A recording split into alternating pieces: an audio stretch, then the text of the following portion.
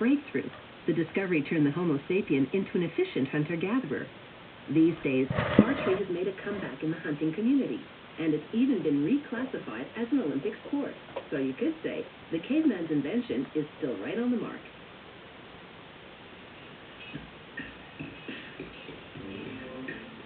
Today's bows are definitely not primitive devices. Crafted with calculated precision, they make it easier for you to take your best shot, and the caveman would have been very impressed. To make a longbow, a craftsman cuts 6 strips of cherry wood a little more than ½ centimeter thick using a bandsaw. Then with a belt sander, he repeatedly thins the wood strips on both sides, tapering the ends a little each time.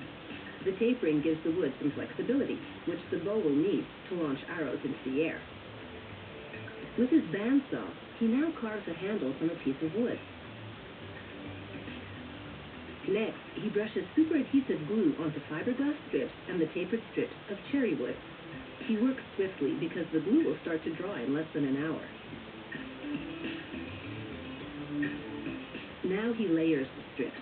The fiberglass strips buttress the 6 glued wood strips on either end. This process is called lamination.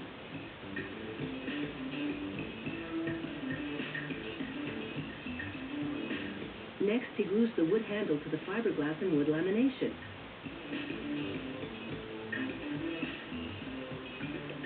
And he tops it with a piece of masking tape to protect it from scratches and glue smudges during the next step.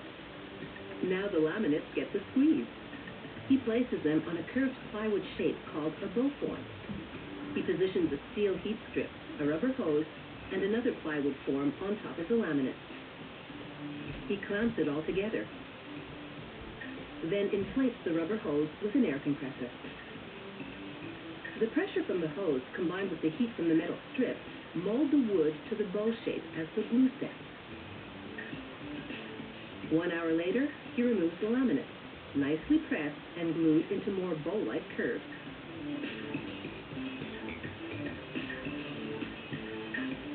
Now he draws the bow form onto the newly curved lamination, following a template made of fiberglass. With his bandsaw, he cuts the wood along the lines he's just drawn. He cuts an arrow shelf. That's the notch for the arrow to rest as the archer aims. Then he trims the handle, making it a little wider at the center for comfort. Next, using a coarse tooth file, he hollows out little grooves in the upper and lower limbs of the bow. They're called string knots, and the string will loop around them. To strengthen the tips, he glues little pieces of fiberglass and moose horn over them and the freshly filed knot. He clamps it in a vice grip to set. When it's dry, he files through the horn and fiberglass to bring back the knot groove. He smooths it with sandpaper.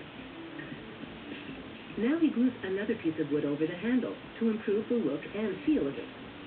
He clamps it together while the glue dries, and 3 hours later, he sands it.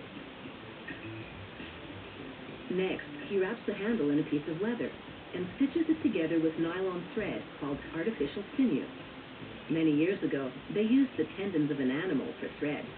The leather will make the bow easier to grip. With a gel pen, he writes a serial number on the back of the bow, along with the draw weight. This bow will hold about 20 kilograms of pressure in check when it's drawn. This is a Flemish string jig, a wood fixture with posts on it. He loops nylon string around the post. This is how he measures the string. It's always 4 inches shorter than the bow. He cuts it with a utility knife, then rolls wax onto it to make it easier to work with. He measures some string. Then he twists 16 strands of nylon, 8 black and 8 white, into a braid with loops on the ends.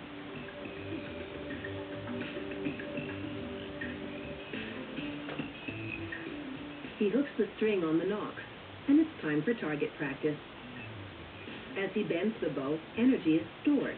He releases it, and the energy propels the pointed projectile. That apple didn't have a chance.